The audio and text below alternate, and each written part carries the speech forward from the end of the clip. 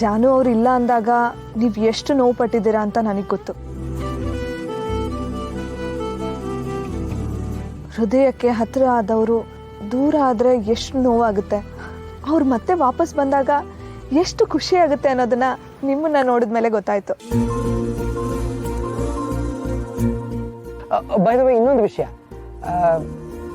ಜಾನ್ವಿ ಮತ್ತು ವಿಶ್ವ ಬರೀ ಬೆಸ್ಟ್ ಫ್ರೆಂಡ್ಸ್ ಅಲ್ಲ, ಅವ್ರ ಸಂಬಂಧಿಕರು.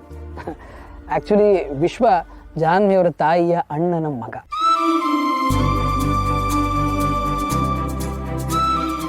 ಅಂದರೆ ಮಾವನ ಮಗ ಅಂತ ಹೇಳಿ. ಎಸ್, ಅವರಿಬ್ರು ಫ್ರೆಂಡ್ಸ್ ಆಗಿದ್ದಾಗಲೇ ಅವನ್ನ ಎಷ್ಟು ಗೋಳೈಕೊಂಡಿದ್ದಾಳೆ. ಇನ್ನ ಮಾವನ ಮಗ ಅಂತ ಗೊತ್ತಾದ್ರೆ ಅದಿನ್ನೆಷ್ಟು ಗೋಳೈಕೊಂತಾಳು. ಏನ್ ಹೇಳ್ತೀಯ ಜಾನು?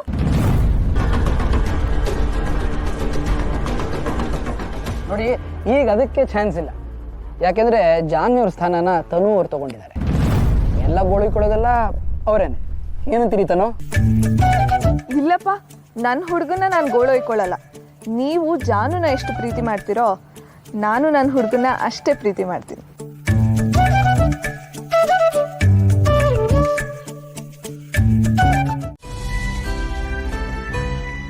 ಬೇಬಿ ಬೇಬಿ ಬೇಬಿ, ಏನು ಇಷ್ಟೊಂದು ಖುಷಿಯಾಗಿದೆಯಾ? ನಾನು ಒಂದು ವಿಚಾರ ಹೇಳ್ತೀನಿ, ಅದನ್ನು ಕೇಳಿಸ್ಕೊಂಡ್ರೆ ನೀನು ನನಗಿಂತ ಫುಲ್ ಖುಷಿ ಆಗ್ಬಿಡ್ತು. ಏನು ವಿಷಯ? ನಿನ್ನ ಗಂಡನಿಗೆ ಕೆಲಸ ಸಿಕ್ತು. ಆದರೆ ಆಲ್ಮೋಸ್ಟ್ ಸಿಕ್ದಾಗಿದೆ ಅಕ್ಕ. ನಿಜ ಹೇಳ್ತಿದ್ಯಾ? ಅರೆ ನಿನ್ನ ಹತ್ರ ಸುಳ್ಳು ಹೇಳಿ ಏನು ಪ್ರಯೋಜನ ಬೇಬಿ. ನನ್ನ ಫ್ರೆಂಡ್ ಒಬ್ಬ ಒಂದು ಕಂಪನಿಲಿ HR ಆಗಿದ್ದಾನೆ. ಈಗ ತಾನೇ ಫೋನ್ ಮಾಡಿದ್ದ, ನಾಮಕಾವಸ್ಥೆಗೆ ಇಂಟರ್ವ್ಯೂ ಅಟೆಂಡ್ ಮಾಡು, ಕೆಲಸ ನಿಂದೆ ಅಂದ. ಪಾ, ಇಷ್ಟು ದಿನಕ್ಕೆ ಒಂದು ಒಳ್ಳೆ ವಿಚಾರ ಹೇಳಿದ್ಯಾ. I am so happy. ಏನು ಕೆಲಸ ಹರಿ? ಈಗ IT ಅದೇ. ವಾ, ವೆರಿ ಗುಡ್. ಯಾವ ಕಂಪನಿ ಅಂತೆ? ಕಂಪನಿ ಇದು ಬಾಂಬೆಲಿ ಇಂಟರ್ವ್ಯೂ ಇರೋದು. ಆದಮೇಲೆ ಇಂಟರ್ವ್ಯೂ ಎಲ್ಲ ಆದಮೇಲೆ ಬೇರೆ ಕಡೆ ಪ್ಲೇಸ್ಮೆಂಟ್ ಮಾಡ್ತಾರಂತೆ.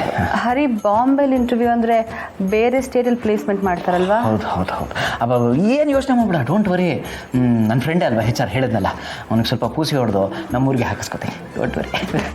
ನಿನಗೆ ಕೆಲಸ ಸಿಕ್ಕಿದ್ರೆ ಅಷ್ಟೇ ಸಾಕು, ನಮ್ಮ ಪ್ರಾಬ್ಲಮ್ ಎಲ್ಲ ಸಾಲ್ವ್ ಆಗುತ್ತೆ. ಹೌದು ಬೇಬಿ, ಇಷ್ಟು ದಿನ ನಿನಗೆ ಹೇಗೆ ಮುಖ ತೋರಿಸೋದು ಅಂತಿದ್ದೆ, ಈಗ ನಾನು ಖುಷಿಯಾಗಿ ನೆಮ್ಮದಿಯಾಗಿರ್ಬೋದು. ಹರಿ, ಐ ಆಮ್ ಸಾರಿ.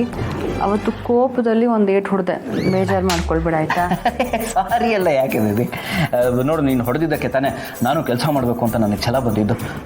ಆಗೋದೆಲ್ಲ ಒಳ್ಳೇದಕ್ಕೆ ಅಂತ ಇದಕ್ಕೆ ಹೇಳೋದು ಅನಿಸುತ್ತೆ. ಈ ಕೆಲಸ ಒಂದು ಆಗ್ಬಿಟ್ರೆ ನಿನ್ನ ಮಗುನ ಸೂಪರಾಗಿ ನೋಡ್ಕೋತೀನಿ. ಅದು ನಾಳೆನೇ ಇಂಟರ್ವ್ಯೂ, ನಾನು ಈಗಲೇ ಹೊರಡಬೇಕು. ಸರಿ, ನಾನು ಬಟ್ಟೆ ಹೋಗಿ ಪ್ಯಾಕ್ ಮಾಡ್ತೇನೆ ಆಯಿತಾ? ಇದು ನಾನು ಹೊರಟಿರ್ತೀನಿ ಹಾಗಾದ್ರೆ. ಹಾಂ ಸರಿ, ಓಕೆ. ಅದು 3 ದಿವಸ ಅಲ್ಲೇ ಇರಬೇಕಂತೆ. ಎಷ್ಟು ಬೇಕು? ಜಾಸ್ತಿ ಇಲ್ಲ, ಫ್ಲೈಟ್ ಟಿಕೆಟು, ಆಮೇಲೆ ಅಲ್ಲಿ ಇರೋದಕ್ಕೆ ಲಾಡ್ಜ್ ರೂಮು, ಊಟ ತಿಂಡಿ ಖರ್ಚು 30-35 ಸಾವಿರ ಅಷ್ಟೇ.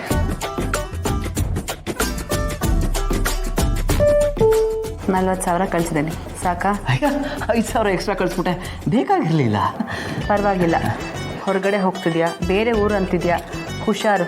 ಅಲ್ಲಿ ಎಷ್ಟು ಖರ್ಚಾಗತ್ತೆ ಅಂತ ಗೊತ್ತಾಗಲ್ಲ ಆಯಿತಾ? ಸ್ಯಾಲ್ರಿ ಆಗಿದ ತಕ್ಷಣ ಟ್ರಾನ್ಸ್ಫರ್ ಮಾಡ್ಬಿಡ್ತೀನಿ ಎಲ್ಲರೂ, ಓಕೆನಾ?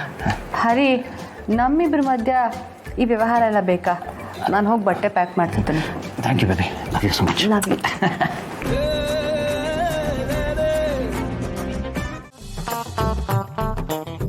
ಮೇಡ, ಏನು ಅಡುಗೆ ಮಾಡ್ತಿದ್ಯಾ?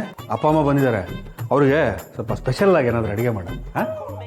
ಹಾಂ, ಏನಿವತ್ತು ಅಪ್ಪ ಅಮ್ಮನ ಮೇಲೆ ಇಷ್ಟೊಂದು ಪ್ರೀತಿ ಉಕ್ಕಿ ಹರಿತಾ ಇದೆ ನಿಮಗೆ? ಬರದೇ ಆದರೆ ನೀನು ಬಿಡ್ಬೇಕಲ್ಲ. ಅವ್ರ ಬಗ್ಗೆ ಏನು ಮಾತಾಡೋದು ತಪ್ಪು, ಅವ್ರ ಹತ್ರ ಚೆನ್ನಾಗಿ ಮಾತಾಡಿದ್ರು ತಪ್ಪು, ಅವ್ರಿಗೇನಾದರೂ ಅಂದರೂ ತಪ್ಪು. ನಿನ್ನ ಹತ್ರ ಹೆಂಗಿರ್ಬೇಕೋ ಗೊತ್ತಾಗಲ್ಲಪ್ಪ. ಅಯ್ಯೋ, ದಯವಿಟ್ಟು ತಾವು ಹೇಗೂ ಇರಬೇಡಿ.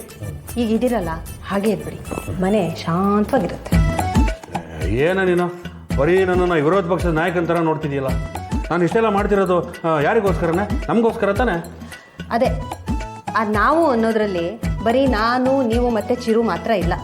ಅತ್ತೆ, ಮಾವ, ವೆಂಕಿ, ಚಲ್ವಿ, ನಾವೆಲ್ಲರೂ ಇದ್ದೀವಿ ಅನ್ನೋದನ್ನು 100 ಸಾರಿ ನಿಮಗೆ ಸಾರಿ ಹೇಳಿದ್ದೀನಿ. ನೋಡ್ರಿ, ಇವತ್ತು ಈ ಮನೆಯಲ್ಲಿ ನಾವು ನೆಮ್ಮದಿಯಾಗಿದ್ದೀವಿ ಅಂದರೆ ಅದು ಮಾವ ಕೊಟ್ಟಿರೋ ಭಿಕ್ಷೆ. ಅವ್ರನ್ನ ಚೆನ್ನಾಗಿ ನೋಡ್ಕೋತೀರಾ ಅಂತಂದರೆ ನಾನು ಯಾಕ್ರಿ ಬೇಜಾರು ಮಾಡ್ಕೊಳ್ಳಿ? ನನಗೆ ಬೇಕಾಗಿರೋದು ಅದೇ. ಸರಿ ಬಿಡು, ನೋಡ್ಕೋತೀನಿ.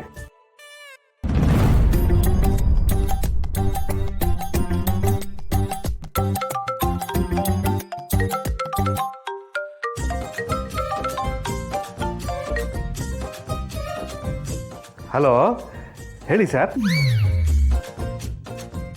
ಹಲೋ ಬ್ರೋ, ನಾನು ಕಣ. ಗೊತ್ತಾಯ್ತು, ಹೇಳಿ ಸರ್. ಓಹ್, ಅತ್ತಿಗೆ ಇದ್ದಾರ ಪಕ್ಕದಲ್ಲಿ? ಹಾಂ ಹಾಂ. ಓಕೆ ಓಕೆ ಓಕೆ, ಸರಿ ಕೇಳಿಸ್ಕೊ. ನಾನು ಸಿಂಚನನ್ನ ಹತ್ರ ಖರ್ಚಿಗೆ ಕಾಸು ಇಸ್ಕೊಂಡ್ಬಂದ್ಬಿಟ್ಟಿನಿ. ಓಕೆನಾ? ನೀನೇನು ಯೋಚನೆ ಮಾಡ, ಲೊಕೇಶನ್ ಕಳಿಸ್ತೀನಿ. ಆದಷ್ಟು ಬೇಗ ಬಾ. ನೀನು ಬರೋ ಅಷ್ಟರಲ್ಲಿ ಎಲ್ಲ ವ್ಯವಸ್ಥೆ ರೆಡಿ ಮಾಡಿರ್ತೀನಿ. ಫುಲ್ ಮಜಾ ಮಾಡೋಣ. ಓಕೆನಾ? ಓಕೆ ಸರ್, ಈಗಲೇ ಬರ್ತೀನಿ ಸರ್. ಓಕೆ, ಬಾಯ್.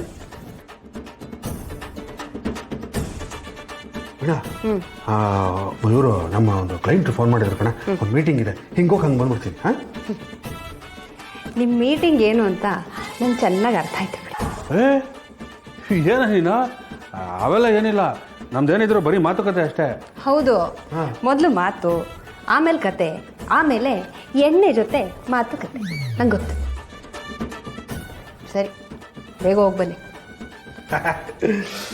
ವೀಣಾ, ನನ್ನನ್ನು ಎಷ್ಟು ಚೆನ್ನಾಗಿ ಅರ್ಥ ಮಾಡ್ಕೊಂಡಿದ್ದೆ ನೀನು.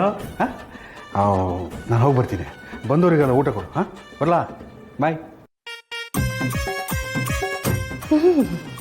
ಈ ಗಂಡಸರಿಗೆ ಮನೆಯಿಂದ ಹೊರಗಡೆ ಹೋಗೋದು ಅಂದರೆ ಅದು ಏನು ಖುಷಿನೋ. ಒಂದು ಅವಕಾಶಕ್ಕೆ ಕಾಯ್ತಾ ಇರ್ತಾರೆ. ಮನೇಲಿದ್ದರೆ ಮೂಗ್ದಾರ ನಮ್ಮ ಕೈಗೆ ಸಿಕ್ಕಾಕೊಂಡ್ಬಿಡುತ್ತೆ ಅನ್ನೋ ಭಯ. ಇಷ್ಟು ಅವಕಾಶ ಸಿಕ್ಕರೆ ಸಾಕು, ಪುಸ್ತಕತ್ತ ಹೋಗ್ಬಿಡೋದು.